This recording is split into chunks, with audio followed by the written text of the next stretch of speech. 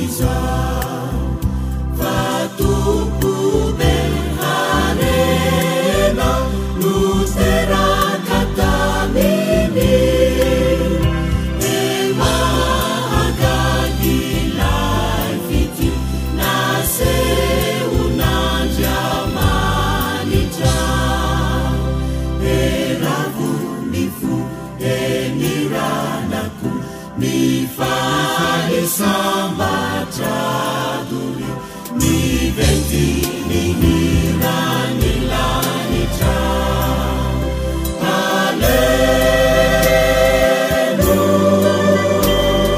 Alleluia.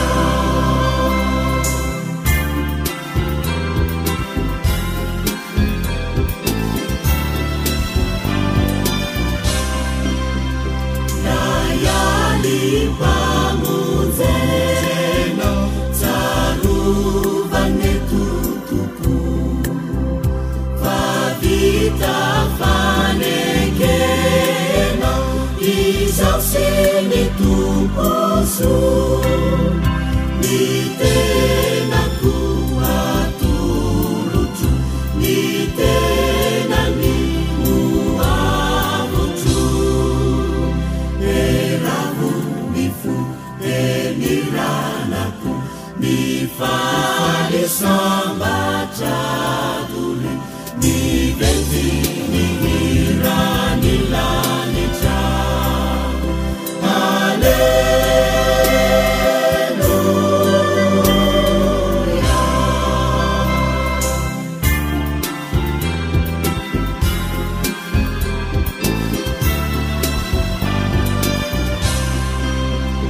Layali pamonjena tsarovane totoko manota sesehena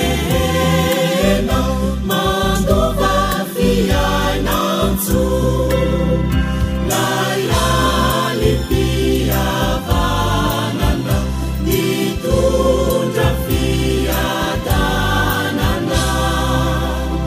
eravonifo eniranako mifalisambatra dole niventi nihiranilanitra Alleluia.